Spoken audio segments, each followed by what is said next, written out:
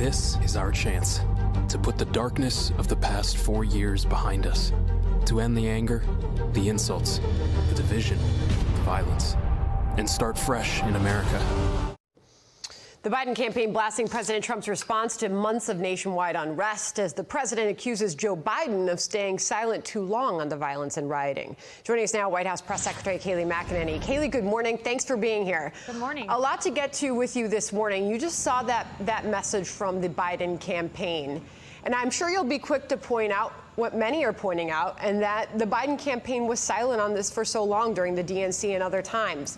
But now they are speaking out against it. They're putting out a plan. How is the president countering that message of the dark days that they are pointing to under President Trump? He's countering with action, not cheap words. We know that it is the responsibility of governors and mayors to control their streets, but look at what happened when mayors and governors came to the presidents for assistance. In Minneapolis, within 24 hours, there was peace on the streets. In Kenosha, within 24 hours of National Guard coming in, there was peace. This president offers action to secure our communities and keep our families safe versus the cheap words of Democrats who have been silent for far too long, as police officers like David Dorn have died and sweet little children like Legend Talaferro and others. When you look at how the president is polling on this issue in some of the key battleground states, Kayleigh, I'll put it up on the screen. Joe Biden is ahead of the president in Arizona on this issue, about even in North Carolina, although leading by about a point. But he's also ahead, Joe Biden, in Wisconsin on policing and criminal justice. So what is the president actively doing to show voters or sway voters to his way of thinking on this issue? So we don't believe that polling is accurate. And look, when we went to Kenosha, this is a Democrat area, Democrat stronghold for decades, had not been won since Richard Nixon, the county we were in. When we went there, down the streets were people lined with Trump signs for miles. People recognize, they might not want to talk to a pollster, but they recognize his action. We've offered National Guard, we've offered help to Portland, we've set up Operation Legend, and have had many, many arrests, hundreds, if not 1,000 arrests up at this point. So we're taking action because protecting our families is paramount. It's inexcusable when you have more than 50 homicides and casualties in Chicago in a short period of time. You know, you see what's happening in Rochester with the police chief there now joining a long list of police chiefs that have stepped away from their police forces in recent months, along with the entire command center there, Kayleigh. And Newsweek takes on the president's law and order message and suggests why it may not work. It says Trump's outsized focus on the violence, which he adamantly blames on cities run by Democrats, and which I hear from you as well, Kayleigh, could end up hurting more than helping, or even backfire altogether. After all, it's happening under his watch. And Kayleigh, that seems to be the message from Democrats now. Hey, look, this is happening under the Trump presidency. This is happening under his leadership. How does the president respond? Here's what's left out of that narrative. Under Obama-Biden, violent crime was going up. Under President Trump's first 3 years, we saw violent crime coming down, breaking what was a national trend. What happened is we've seen the surge in violence directly correlating with the defund the police movement. Guess what? When you defund police officers in New York, in LA, you will see more violence when there are not police officers on our streets answering the phone. So this is the defund the police movement, which this president's fighting against. But a future Democrat administration, this whole entire country would look like Portland, Oregon. Not an acceptable premise. 55 days to go to Election Day, Kayleigh. I want to ask you what election night might look out. The Wall Street Journal, what might look like. The Wall Street Journal this morning asking a key question. This is by the editorial board. Will courts pick the next president? If the election is close, the fallout could make Bush versus Gore look like an ice cream social. In that piece, it says if the presidential election is decided by a whisker with Donald Trump or Joe Biden leading by some thousands of votes in a few states, a court ruling could prove decisive. The pivotal jurisdictions will be flooded with Republican and Democratic lawyers, and the resulting chaos could resemble the 2000 Florida recount with smudged postmarks as the new hanging chads. What does election night look like? And there's so many different scenarios that could play out. And will we know who the next president is on election night?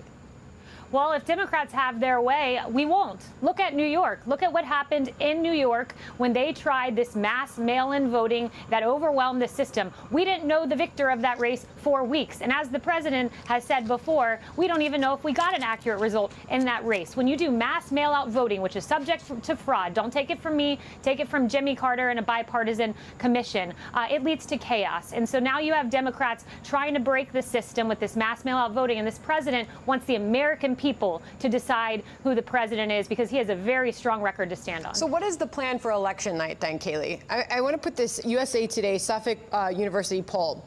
It finds that twice as many Republicans expect to vote in person. Okay, that's 56% of Republicans to 26% Democrats. And this is as we are getting brand new information showing that Democrats are dominating the mail-in ballot requests in key swing states. Okay, and obviously we've heard from the president predicting a rigged election, massive voter fraud. So what is the election night plan, Kaylee? Yeah, so when you look in terms of Democrats casting mail-in votes, a lot of Democrats are Trump supporters, I would just note, in Wisconsin, Michigan, Pennsylvania. What we want election night to look like is a system that's fair, a situation where we know who the president of the United States is on election night. That's how the system is supposed to work. And that's ultimately what we're looking for and what we're hoping for. We don't want it to be like Nevada, where you have ballots languishing in trash cans and pinned on apartment bulletin boards. That is not a workable system. Kaylee, there's a big report out from the Congressional Budget Office looking at our budget deficit. We don't talk about it very often, but it is at unprecedented levels. And it's worth pointing out that it has hit a record $3 trillion in August, Kaylee. What is the president's plan as the economy does rebound to take this on? Obviously, it was needed with the coronavirus pandemic, and that is why we're looking at this right now. But something obviously has to be done about this as we do slowly see the economy recover. What is the president's plan?